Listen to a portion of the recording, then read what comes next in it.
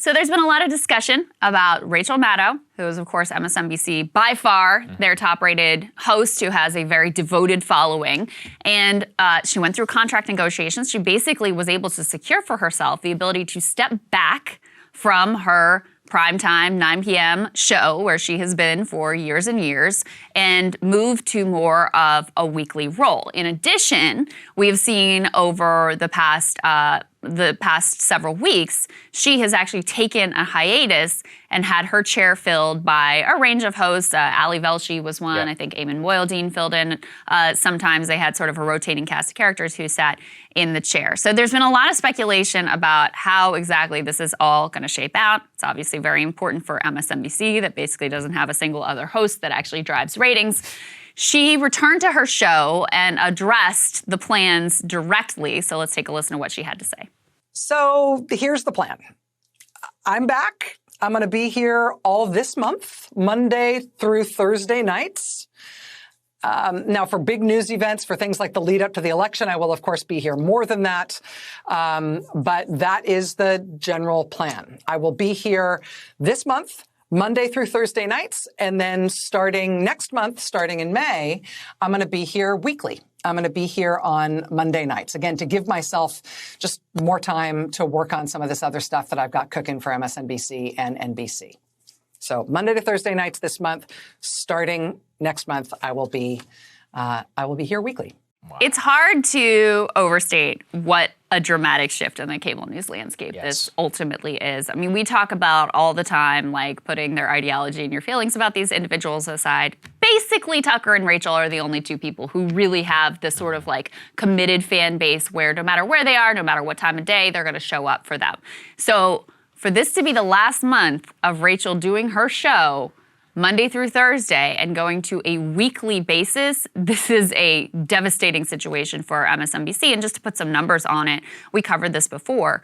While she was on leave, ratings dropped 26%, like that.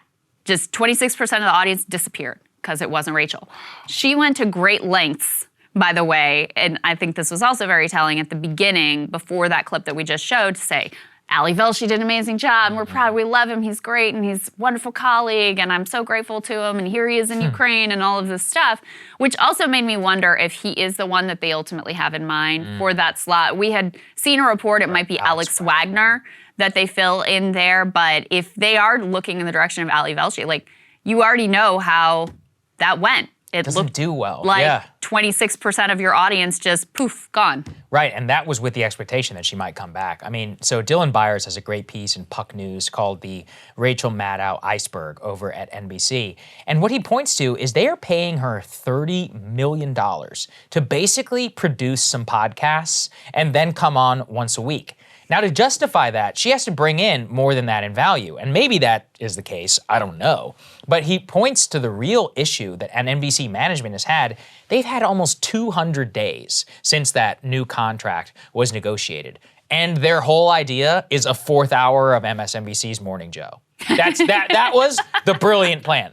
Right now, Joe Scarborough is the star of MSNBC, so much so he's got to be on the air for 4 straight hours because they have nobody else. Now, in terms of their bench, he points to the same thing. They don't have anybody they can realistically hire because there isn't really anybody else who is able to do that. You need to actually innovate within the format. They don't actually want that. And at the same time, they really are screwed. Like what they point to is he would probably be better off is not having news at 9 p.m. and just putting Shark Tank on MSNBC. That might actually be a realistic, might probably be better off for the country. Well, back when I was at MSNBC, I don't think they still do this, but they would play that show Lockup.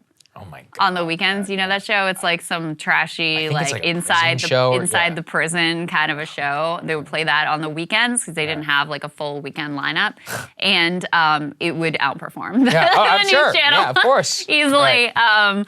So yeah, they're in a real. I mean, it's impossible to succeed with the model that they have because ultimately, what are they? Like, it's just Democratic Party cheerleading, and so they are totally subject to the whims of the news cycle. CNN crushes them when it comes to some sort of breaking news event like what's going on in Ukraine or the beginning of COVID. CNN really sort of eats their lunch then. And then the bump they get is around election cycles. So I'm sure, next presidential election cycle, they'll get another bump in the ratings and all of that. But in terms of having personalities that people are actually care about what they have to say and are showing up just for that in terms of some sort of larger project, there's just not much there. So Rachel, I understand why they threw basically whatever at her that she asked for and whatever schedule that she asked for, because they don't have really anything else. And I think they know that. Trump saved all of these networks during his years. They know that the cord cutters are here, that younger generations don't watch them, and that they're increasingly sort of irrelevant to the public, and that their business model is, they're fine for now, but it is sort of on shaky ground. They know all of that, and they just have no answers because they can't break out of doing the same stale, partisan-friendly, corporate advertising-friendly content that their whole model is based on. We thought that the age of crazy Russophobia was gone, but unfortunately, let's go ahead and put this up there on the screen. Runners from Russia and Belarus are not allowed to compete in the Boston Marathon this week. Quote, "We must do what we can to show our support to the people of Ukraine," the chief of the Boston Athletic Commission said. Now, first of all, I think this is a very cowardly statement in order to make on the eve of the actual race itself. Yeah. Because many people who are possibly Russian and Belarusian had been training for this. They don't say exactly how many Russian or Belarusian citizens were scheduled to run the race. But second, to ban the people of Russia from running in a race, which has long signified the international spirit of competition. It's routinely won by Kenyans. It's looked at as the top pinnacle event in the marathon sport. I just think it's completely outrageous. Our government policy has been and should be to punish the oligarchs and the elites of Russia, as well as Putin's government. But actual Russian citizens here competing in America's, premier marathon competition, I think it's completely ludicrous. It's not the fault of Russian athletes like Ovechkin or this, whoever these people are, to set foreign policy of the nation of Russia. And I don't want our athletes getting treated this way whenever they compete in foreign. It's not their fault George W. Bush was, invaded war criminal and torturer, for example, and they were never made to like with Medvedev, where they're trying to make him to directly denounce Putin at potentially risk for his friends and his family. I mean, I really thought there's two things here. First of all, it's wrong morally, as you're pointing out. It's also stupid policy because you're playing into Putin's hands. Right. I mean, what he's telling the Russian people is they hate you, they hate all of us, they want to destroy Russia. And so when you see, young pianists making their debut getting canceled, and Russian sports stars and marathon runners getting canceled, you're playing into his hands. You are making his case that, we just hate Russia altogether and we just want to destroy the country writ large, and we're not distinguishing. And you hear this a lot of times from our politicians too, where they're really not careful in making the distinction between Putin and the Kremlin and his, cronies and oligarchs and the vast majority of the Russian people, including even, some who have very bravely protested the war effort and are very much in favor of peace. So it is not only morally wrong, it is also extremely stupid policy. And I thought Dr. Trita Parsi, when I talked to him, said it the best. He's like, on the one hand, we tell everybody, there's no democracy here. All that matters is Putin and his cronies, and so it's 100%, their fault and their policy and all of that. And on the other hand, we're going to punish the broad Russian people. Like, how does that make sense? Yep. Like, if it's not a democracy, then it's not their fault at all. In fact, you could say, if you wanted to go down this road, you could say we were more culpable for Iraq war and all of that stuff, because at least we have some semblance of democratic representation. To punish the Russian people for the actions of Vladimir Putin, there's a complete disconnect there that really, it will never stop not only irritating me, but just saddening me to see this level of sort of Cold War hysteria returning. Yeah, and look, at the Olympic Games, I mean, frankly, their athletes should be banned because they're cheaters. Because of not the doping, because they're Russian, okay? Because they're plugged. And by the way, that's not even really their fault. As I understand it, to be a Russian athlete, you don't get a lot of say over whether you're going to get plugged full of tests or not, or whether, the doctors are like, hey, just take this, and they don't tell you what's in that. And I think that's wrong and incredibly exploitative. But in terms of fairness, that's why they should be banned in terms of testing what exactly is going on here. But instead, they're being banned for their actual identity. And I think that is just so screwed up. Once again, the spirit of marathoning and running was born from community, from wanting people to inspire themselves. I recently attended a race just as a spectator, and the overwhelming feeling of joy at the end of these things is amazing. Love and support. Yeah, and regular folks are just you get up early on a Sunday or whatever, and you run just to run, to feel good. And that is what we should encourage for all of these types of events. So it makes me very sad in order to see this happen. And there's a sizable Russian population who lives in New York City as well. We were just there. There's a lot of Russians who live there. So what are they supposed to do? It's just not right. Yeah, indeed. All right, guys, thanks for watching. More for you later. We have some new reporting from ProPublica that exposes just how much income billionaires are making, according to the IRS, and also just how little in taxes they are paying. They go really deep here. I really encourage you to read the whole report, but let's go ahead and throw this tear sheet up on the screen. The big takeaway is they say, in theory, our tax system is designed to tax the rich at higher rates than everyone else. That is not the way it works at the loftiest incomes. The data reveals a system where the very highest earners, on average, pay far lower tax rates than the merely affluent do. And even among the top 400, some groups have it better than others. Tech billionaires in particular pay rates well below even other business owners. More specifics here, they say on average, the rate of income tax that people pay does climb as incomes ascend. That's a progressive taxation system into the top 1%.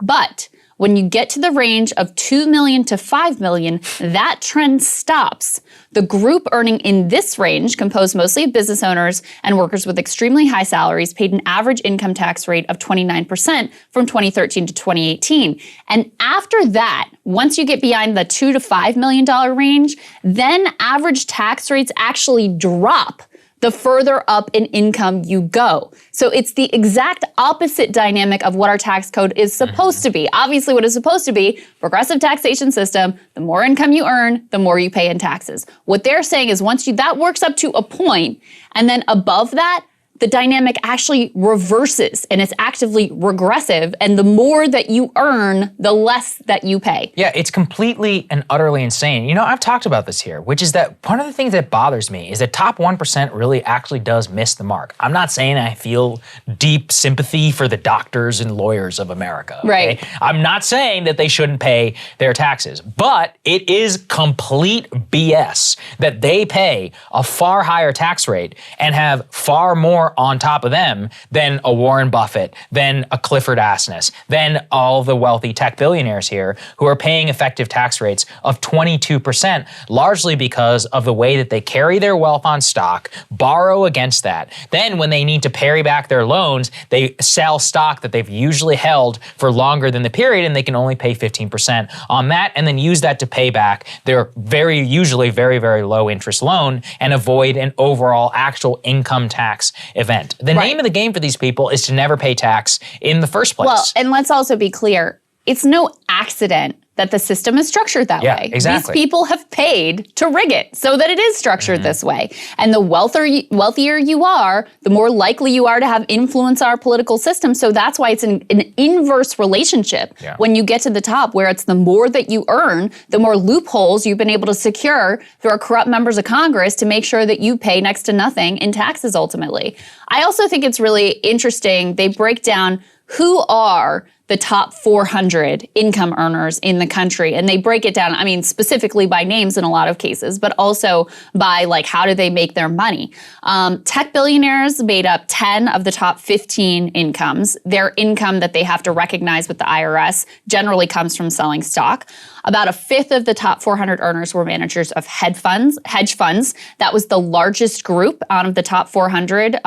Was hedge funds made up the largest group. Executives and founders of private equity firms also stood out. And then the other major category was heirs of large fortunes. Among the top 400, there are 11 heirs of Walmart founders, Sam and Bud Walton, and 4 of Amway founder, Richard DeVos. You may know Betsy DeVos, might have heard of her before. So it's also interesting because, you know, I think people tend to have this idea of the wealthiest among us as like, you know, a Bezos or a Musk who are making products and innovating and whatever. Like, obviously, you guys know I have issues with them as well. But in reality, most of these people either inherited their money from mom and dad, or they're just like, you know, engaged in financial wizardry and moving money around and not really creating anything, and oftentimes actually creating a lot of misery among the American public. I want to focus on that, which is that I have way less with Elon Musk and beef and Jeff Bezos, who created world transformational companies, which added trillions of dollars in wealth to the United States. I still think they should both pay more, but they are not the problem, in my opinion. The real problem are these executive and founders of private equity companies. Private equity adds nothing to the U.S. economy, literally nothing. They make money for themselves and for their already ultra high net worth clients. And what they point to in the ProPublica piece is that the private equity guys are paying the least taxes out of all of the top 400. Why? Because they use the carried interest loophole, which if we just close that, I think it would raise like 800 or 900 billion in a year in tax, because they're able to use carried interest, not treat it as regular income, treat it as interest income, and pay only 15% when they should owe 35 to 40%, all the way up in a progressive taxation system. So the financiers are the people who have actually fleeced the system more than anything. And they add nothing to the economy. Right. It's worse. So they become ultra wealthy, and then they pay even less. The other people who I have zero sympathy for in here are the heirs and the heiresses, the 11 members of the Walton family, the DeVos heirs that they point to. Amway is a total scam. Look at this. It's disgusting. The 11 descendants in the top 400 saved $370 million a year due to a lower dividend tax rate. $370 million. I actually have a ton of respect for Sam Walton, the founder. You know who I don't have a ton of respect for? His grandson, who is just fleecing off of his stock. Look, it's a free country and hereditary wealth and all of that. I'm not saying it should be illegal, but it's ludicrous that you should be able to be saving this level of wealth when you did jack shit for the U.S. economy. Yeah, like, and that's the other thing that they rigged the system for, is to make sure that there's basically no estate tax. Yes. So, you know, buy, borrow, die means you can pass everything forward to your heirs. Nobody ever pays any taxes on it. You end up with this, you know, truly sort of like hardened lines of intergenerational wealth transfer, and it's not really a great thing for a democratic society. Just to put one more statistic in here to think about, because they crunch the numbers on this. Each of the top 11 here averaged over $1 billion in income annually from 2013 to 2018. And that doesn't even scratch the surface of what their overall wealth is. This is just the income that they had to recognize. The typical American would have to work for 25,000 years to make $1 billion. And they made that much just in what they had to recognize every single year. Astonishing. And you wonder why Biden's pollster was telling them, like, why don't you lean into taxing the rich? Like, why are you tiptoeing around actually telling people that these people should have to pay their taxes and have to pay rates comparable to what you, regular American citizen, are paying? But for some reason, they're still too scared of their own shadow to lean into that. 100%. A fun moment on the internet when Jack Dorsey, the former CEO of Twitter, he's kind of coming into his own. He's no longer, he's unleashed, He's a free man, yeah. He's weighing in on all kinds of stuff. And he's always been a very, he's always been a very eclectic person. I guess he's just had a leash around it, or a noose around his neck, given the Twitter board and all of that. Well, this was a fun one. So CNN's Brian Stelter, let's put this up there on the screen. He says, Tucker Carlson is always selling the same thing, the Washington Post says. He's selling doubt. Some of that is true. But Jack replies, oh, and you all are selling hope? To which got 5,000 retweets, only 40,000 likes. And somebody replies, every single broadcast news channel is selling the same thing, add viewership. And Jack responds, yep. But what I especially love, Krystal, is that the author of the Washington Post piece got really upset with Jack for going after him. And he says that really what it is that it's ludicrous for him to attack him, and that it's basically his response, Philip Bump, to the Jack Dorsey kind of subtweet says, in this context, that is not the alternative. But I appreciate your sharing your thoughts, Jack. What does that even mean? In this context? So you're being a critic, you're selling doubt, and Jack goes, oh yeah, you guys are selling hope. And he's like, whoa, whoa, whoa, that's not the alternative to what we're just calling out, but he's something what we see. Right, well, which is fair, but he's responding directly to Brian Stelter. So that's why this is about CNN. Right. This is about CNN. And this is about the fact that this entire system is bullshit. And it's all built on engagement to keep up a dying business, which is cable. Right. I don't know why people can't own up to that. And it also is why CNN and MSNBC critics of Fox, they'll never turn the mirror upon themselves. Yeah. It's like, no, a pox on all your houses. You're all bad. We played that extremely weirdly awkward segment of Stelter with the Yale researcher. Oh my God. Who, what he did is he had paid Fox News viewers to watch CNN. Yes. And then evaluated how their opinions shifted. And of course, CNN loved to seize on this to basically be like, look, Fox's, viewers are being lied to and their brains are being washed. True, totally true. But what they didn't want to talk about was the other part of the study that said that also CNN is engaged in a lot of the same sort of partisan filtering tactics where they just show you things that are convenient to their team and whatever narrative they ultimately want to push. And so Stelter had this Yale researcher on to break down the data and was faced with the uncomfortable moment of the researcher telling him to his face, like, you guys do this too, by the way, right? Yeah. And Stelter gets all flustered. He's like, that feels like whataboutism. And he's it's like, what do you mean? Yeah. Wait, why does also he sits like this? So weird. But yeah, Ryan, he does. That's right. He leans in bro? like this. Yeah. Anyway, the fact of the matter is, look, they have the same business model. It is true, like Fox was built directly as a political project.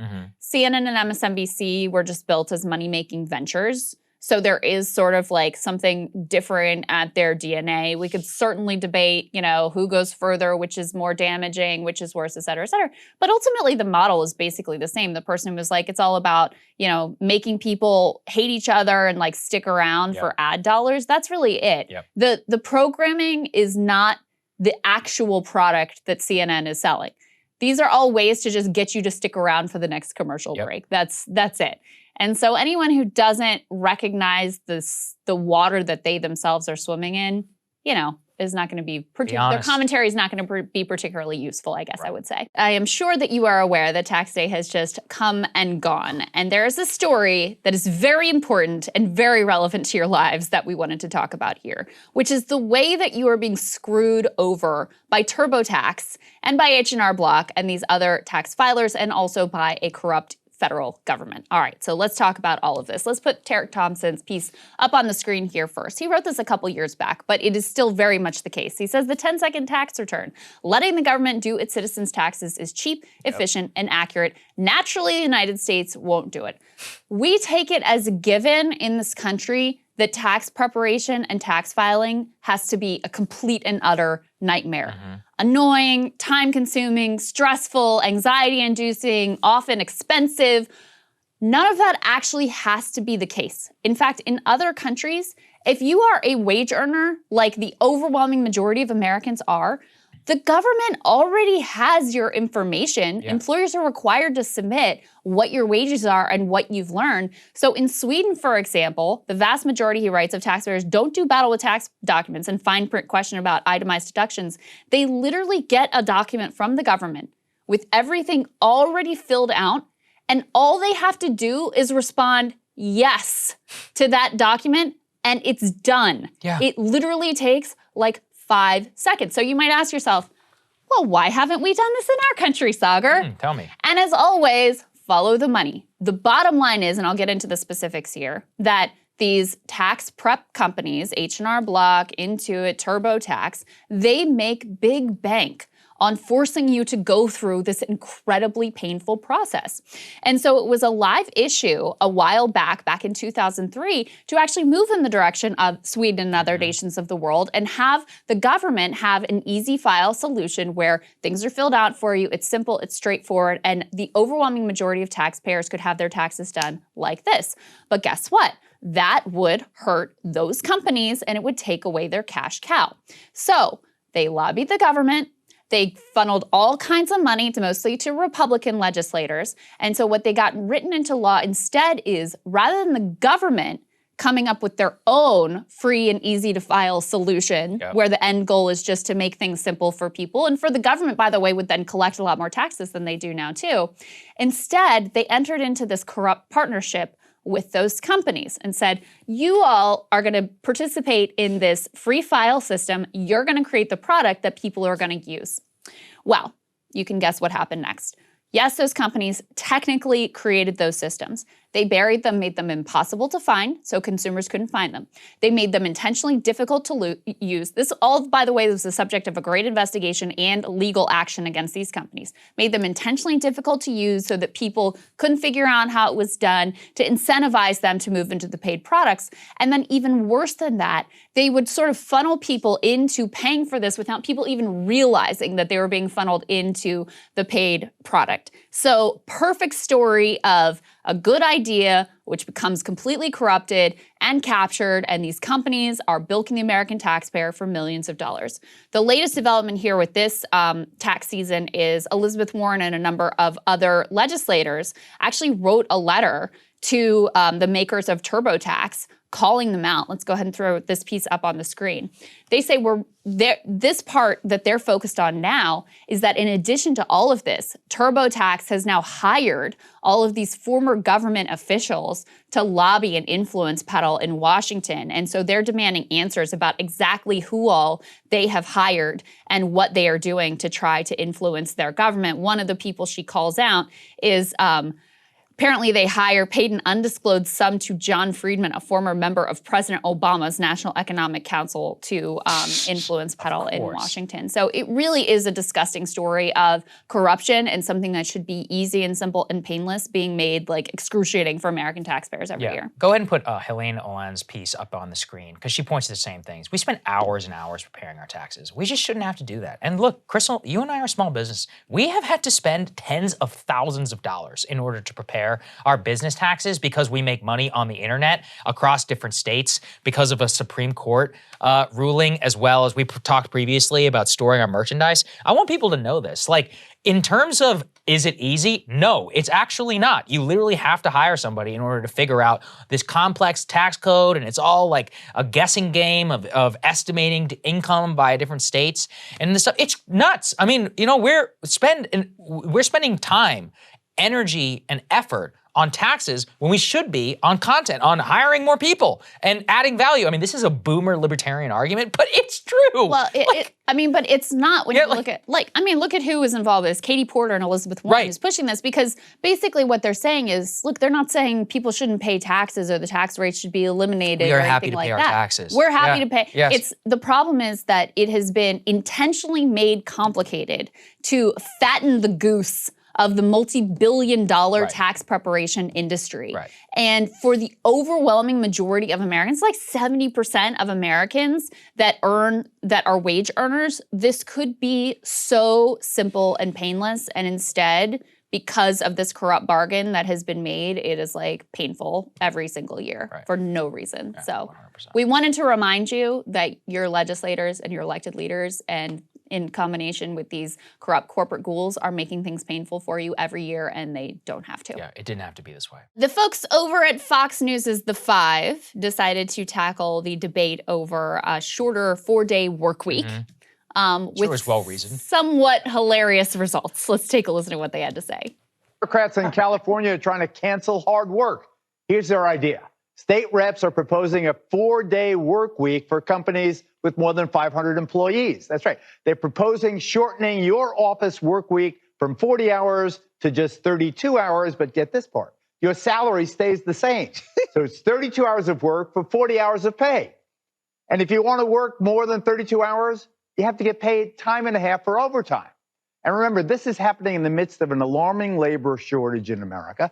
Employers cannot find workers. There's somewhere around 10 million jobs unfilled in this country right now. Are they lazy, this generation, Judge? Is that what it is? Or have they figured out life is short?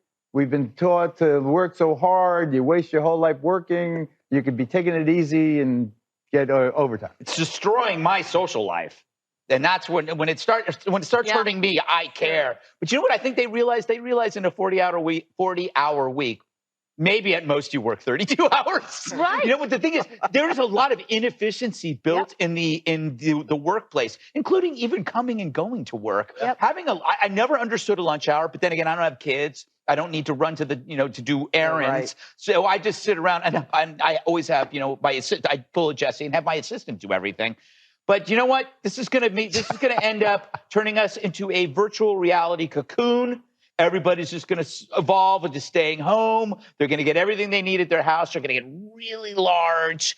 And the only people that are going to be in the outside world are the people who can't afford the inside world. We can't help California. They have to help themselves. They got a lot of Are we, delegates. Dana, like France? They do have, but not ours. It's funny that you say that. I wrote France right here on my paper because if you want to be more like France, eat more croissants. Don't go this route. The other thing is they did in France, if you look at their economy, they're terrible. But also, for a while, they were like, well, we don't really want to put our defense money into NATO because it's like we want to spend money on our other thing. We don't have enough. Okay, I'm not trying to do a French accent. You're not allowed. Yes, you are. The employer is not allowed to contact you on the weekend. It is illegal for an email to be sent to you on the weekend in France, for example. And here's the other thing.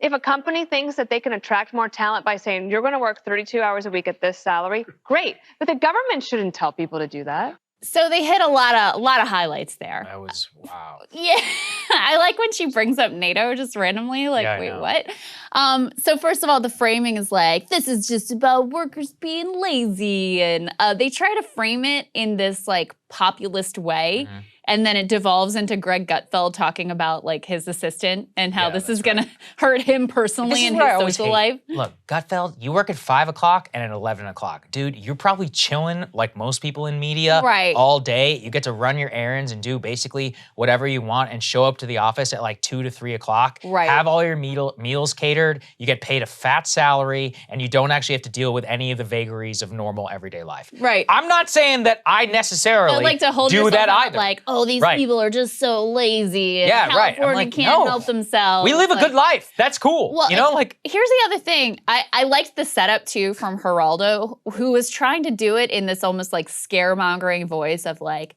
you're only gonna work 32 hours, but you're gonna get paid the same thing. Isn't that terrible? Of course, what they never bring up is any of the actual research or statistics around this, which shows that when they've tried 4-day work weeks in other parts of the world, productivity actually increased. Businesses saved on costs, workers had more work-life balance, and productivity actually went up. Because the only person who made a decent point there, Gutfeld, about how like, yeah, really, when you're working the 40-hour week, are you really working 40 hours, or are you That's actually true. That's actually true. Yeah. And so when people have a more limited time, they know like, I have this much time, I gotta get it done. Their productivity goes up. They get the same amount of work done in a lesser time. And I think we saw that during the pandemic too, when people had more flexibility and there wasn't as much, and they were, white collar workers were working from home. There wasn't enough like, let's have a coffee and bullshit. It was more just like, let me get the work done and then let me actually live my life. Well, I think the other problem is that this isn't entirely a white collar phenomenon. Factory workers they don't have the luxury of work from home. We'd be much better off focusing on actual conditions that most working class folks at grocery stores, factories, working as a cashier or something, this is not an issue to their day-to-day life. Well, but that's what we really should focus on. What is legally considered a full-time work week matters a lot for working class people. Oh yeah, because, right. The benefits. The union movement is what set the standard at 40 hours. Right. And so, if you change it to 32, that means anything that you're having to work above and beyond that, you're required to get time and a half. So it matters a lot actually for working class people, more so even than office workers who are salaried and who, if you're working in a job where you've got to like track your time for clients or whatever, that's one thing. But most office workers, they're either putting in already less than 40 hours, or they're putting in way more than that because they have a totally insane, out of whack work-life balance. I also happen to love the law in France that they were freaking out about that says basically like there is a work time and there is also life outside of work. I think that having, as Americans, like one of the things that we actually sort of tiptoed into during the pandemic was the understanding that there are things outside of the workspace that matter and that people are valuing, things like family time and, you know, living in a more sort of like affordable and comfortable environment, and having that kind of balance between what they're doing in the office and what the rest of life actually looks like. Yeah. Hi, I'm Max Alvarez. I'm the editor-in-chief of the Real News Network and host of the podcast Working People. And I couldn't be more excited to be teaming up with the Breaking Points crew to bring y'all the latest updates on workers' struggles in the labor movement, and to provide what I hope will be information and analysis that you can use to take back power in your workplace and beyond. This is the art of class war. Today I want to talk to you about one of the greatest weapons the ruling class has in its arsenal, a weapon it has always known how to effectively use to keep working people down: time. At the most fundamental level, working for a wage, working to survive, means trading your labor and your time to another for compensation. That is time out of your day, out of your week, out of your life that is specifically reserved for work, where the average person spends at least a third of their lives. That is also time that is surrendered to the control of someone else, someone or some entity or some algorithm that determines what your work schedule is, how much that schedule changes, and how much advance notice you get about said changes, what you do during that time on the clock, the pace at which you do it, the length of your workday, when your breaks and days off are, and even the age at which you get to retire, if you ever get to retire. Amazon workers are surveilled to Orwellian extents, getting docked for, quote, time off task, some resorting to pissing in bottles so as not to fall behind delivery quotas. Truck drivers, train conductors, and flight attendants pump their bodies full of caffeine or whatever works to keep them awake on long-haul trips. Gig companies tout the rates workers earn on the job, while conveniently omitting uncompensated time spent driving between orders. Understaffed hospital workers have to serve more patients with less support, staying as late as needed to properly log every single bit of information about patients, tests, cross-department communications, and routine tasks in their internal computer systems. Teachers, with packed class loads, struggle to find time, often uncompensated time, for sufficient prep.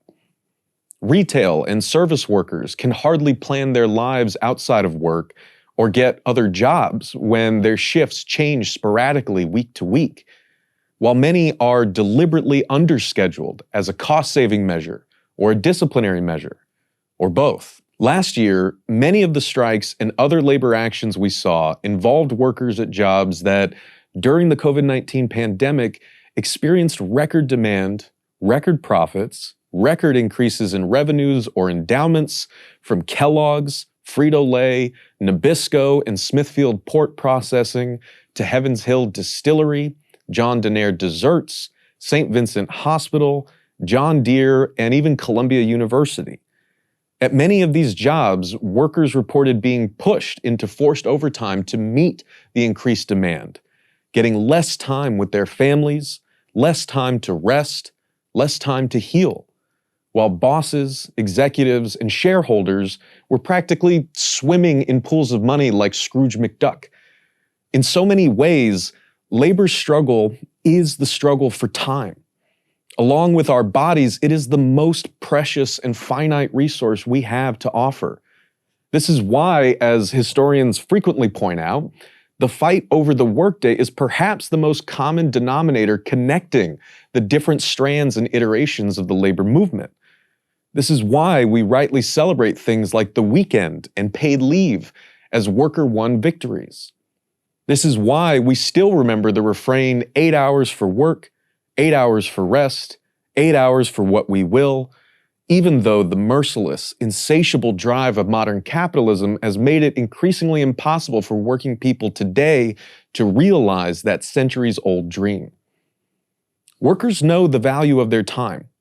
That is why so many continue to fight for it. And that is why this fight has brought and will keep bringing divided segments of the working class together.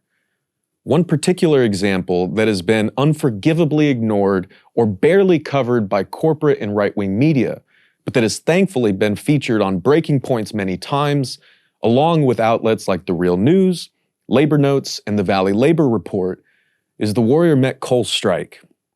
As of April 1st, 1,100 striking union mine workers and their families in Alabama have been on strike for over a year, holding the line under great duress, great financial strain, violence from scabs on the picket line, and business-friendly courts stripping their federally protected rights to picket. Again, if we're talking about time, think about how long a year actually is. This time last year, all eyes were on the first Amazon union vote in Bessemer, Alabama. A coup had just taken place in Myanmar, and Joe Biden was 2 months into his presidential term. The Warrior Met coal strike is already one of the longest in the country's history, and is suspected to be the longest strike in Alabama's history. And every single day has been a struggle. To mark the 1-year anniversary of the day the Warrior Met strike began, the United Mine Workers of America held a rally earlier this month in Tannehill State Park. For The Real News, the brilliant journalist Kim Kelly, who has hands down covered this strike more consistently and with more compassion and dedication than anyone else in the country, went to the rally to talk to workers about their year of struggle and why they won't back down. Here's a bit of Kim's interview with Greg Pilkerton, a mine worker who has been injured by company goons on the picket line, who talks about his fight. I have to really look around to see what's going on, because I'm a coal miner, and I'm not set up to be the Amazon worker or the Walmart worker. You know, it takes them people to do their job, and it takes me to do mine. So if it's not over this time next year and we do an interview, I'll still be standing here. Beer to be a little longer, but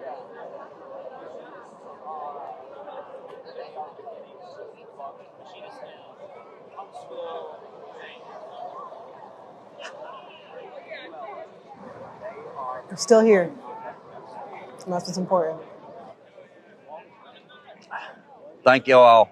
Thanks for everybody that's done everything that they've done. It means a ton. I can't not honor my dad's legacy and the UMWA's legacy and my family legacy and the rest of my co-workers' legacies. It's, there's too much has been given, and it's been fought too hard for. So we ain't going nowhere.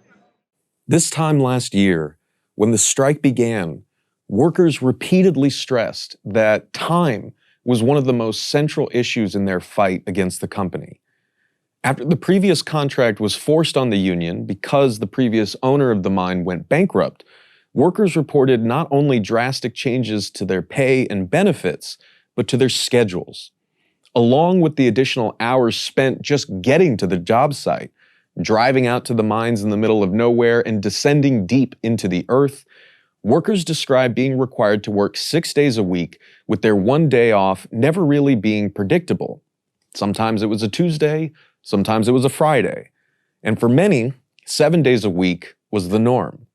They also described a draconian four-strike attendance policy, leading workers to get fired or risk termination for any excused or unexcused absence, including visiting a spouse in the hospital.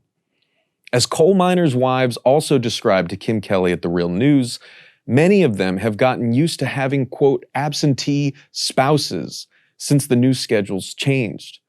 Unable to meaningfully live and plan their lives outside of their grueling work, miners felt deep in their bones how every day spent thousands of feet underground is a day lost as their children grow and their parents age above ground. What I have heard over and over again from Warrior Met coal workers is as heartbreaking as it is simple. Quote, "We just want to see our families," end quote.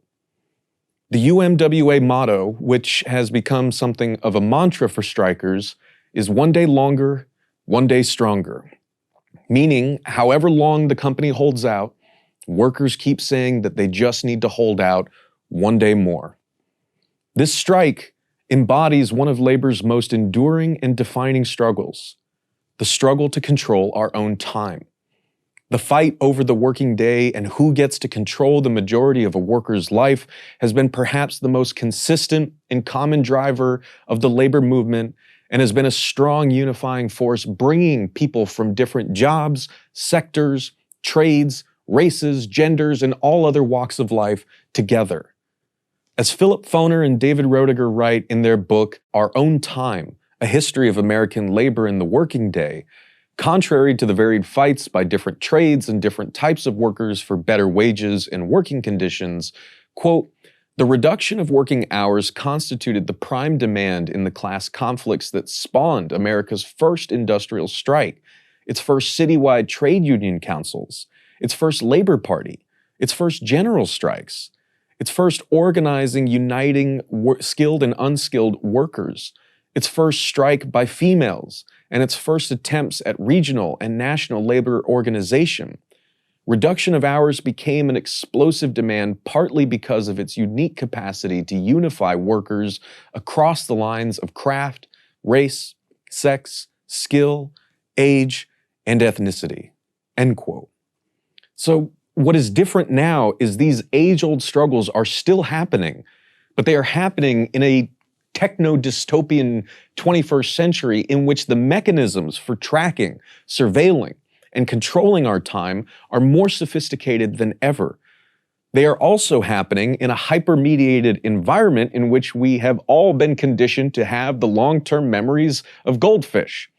That's what makes us such loyal participants in a digital ecosystem where we become eager data producers for an attention-based economy that needs us clicking and staring at our screens as much as possible.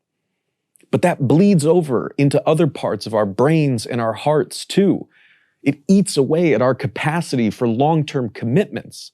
It makes it harder for us to sustain our attention and our solidarity and our compassion for struggles that take time, like the Warrior Met coal strike. In this way, the attention economy is a labor issue, because if we continue being the kind of people corporate captured technology makes of us, if we allow it to erode our capacity for commitment without putting up a fight, we will lose. Because difficult campaigns will require years-long battles to make an impact. We have to be in it for the long haul. Commitment, as writer Pete Davis would say in his book Dedicated, is the thing we most need if we're going to start fixing this broken world. And here's the thing. Workers fighting for the respect and dignity and treatment and compensation and safety that they deserve is part of that fixing.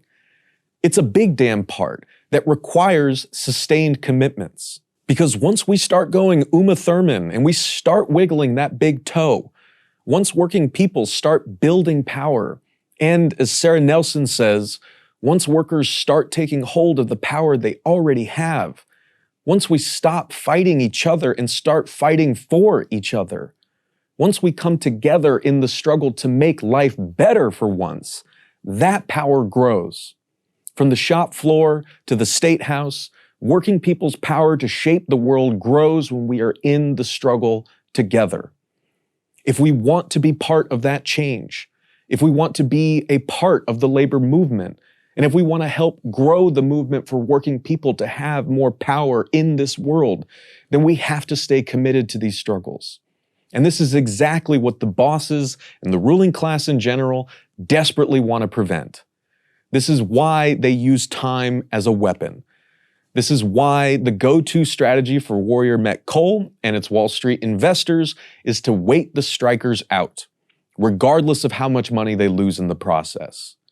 They have seen time and again how effective that strategy can be, especially in the 21st century, and not just in the realm of labor politics. And I'll just give one example.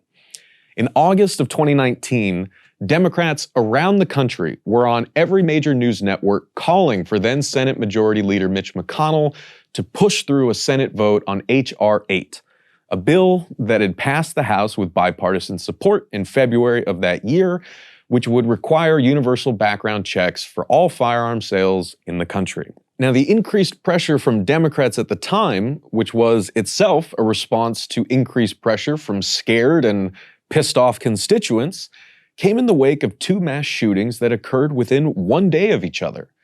In the first, Patrick Wood Crusius, a white supremacist terrorist, went on a shooting spree at a Walmart supercenter in El Paso, Texas, killing 23 people and injuring dozens more. Then, the very next day, Connor Betts shot and killed 9 people and wounded 17 others in Dayton, Ohio. At that point in 2019, the U.S. Chamber of the Senate was in its August recess. In the days and weeks after the Dayton and El Paso shootings, congressional Democrats breathlessly called for McConnell to recall the chamber and put H.R. 8 to a vote. He didn't. Then another deadly shooting took place in the West Texas cities of Midland and Odessa on August 29th, and pressures continued to mount. McConnell said that he would only bring H.R. 8 to a vote if then President Trump supported it. He didn't. The bill became another rotting legislative corpse on McConnell's desk. At the time, Don Beyer, Democratic representative for Virginia's 8th congressional district, actually summed things up quite pointedly. Quote, Mitch McConnell isn't doing anything about it. That isn't because he doesn't know about the problem or how to solve it. We know precisely why Mitch McConnell isn't here. He is waiting for the outrage to die down, for the headlines to change, and people to turn the page and go on. It's what he always does, end quote.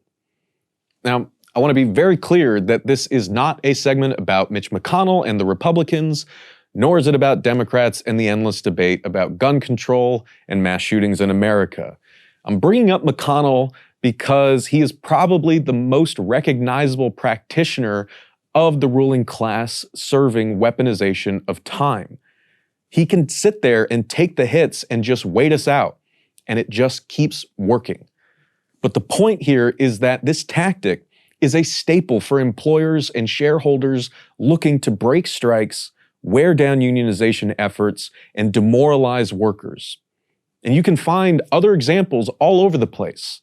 Kellogg's tried to sweat out 1,400 striking workers using the looming holidays and the cold weather as an additional demoralizing agent. Tenet Healthcare, the company that owns St. Vincent Hospital in Worcester, Massachusetts, tried to starve out its striking nurses for almost a year. And Warrior Met Coal is doing the exact same thing to the striking miners. They are banking on us forgetting about them. They are banking on our attention waning and our outrage dissipating. Don't prove them right. Don't let them win. What I'm saying is we all have a role to play here, but it's going to take work. It's going to take fighting against the forces that turn time against us and that in turn lead us to turn away from each other. We can't just keep excitedly jumping from strike to unionization. Supporting all facets of this movement is essential. Sharing the news is important, but we also have to commit. We have to see them through. We have to be there when it counts, not just when it's trending online. I don't care if it's raising money or just bringing coffee to a picket line. Imagine you're a striking coal miner on the empty back roads outside Warrior Met Coal in Alabama. Every single sign that you are not alone in this, that other working people are with you, is enough to keep you going one day longer, one day stronger. No one has to do everything here, but everyone can do something, even if it's just continuing to demand justice for the railroad workers who are suffering under their own abusive working and scheduling conditions and who had their strike blocked by the company and the courts, as was covered before on Breaking Points. And even if it's just making sure that we never forget names like Evan Seyfried, Jennifer Bates, Daryl Richardson, Christian Smalls, Angelica Maldonado, Maricruz Mesa and Carmen Anguiano, Amanda and Jeff Frankel, Beto Sanchez and Nebretta Harden, Hayden and Braxton Wright, and so many more. This isn't just about us being excited that workers are rising up, asserting their humanity, and demanding what they deserve. This is about us helping one another climb out of the pit that we've been put into by those in power. The labor movement has to be in it to win, because that is damn sure what the other side is trying to do with much deeper pockets and control over powerful institutions that they can use at their disposal. If we are going to win, it is up to us to carry on labor's enduring fight and to take up each other's fights as our own. We have to fight for our time, and we have to fight against the way that time is being weaponized against us. And we have to do it now, because as is always the case for every single one of us, time is running out. The days that we are here are not just abstract units of time passing by. They are precious moments of being on this earth during the one life that we get. Use them well. Thank you for watching my debut segment with Breaking Points, and be sure to subscribe to my news outlet, The Real News Network, with links in the description. See you soon for the next edition of The Art of Class War. Solidarity forever.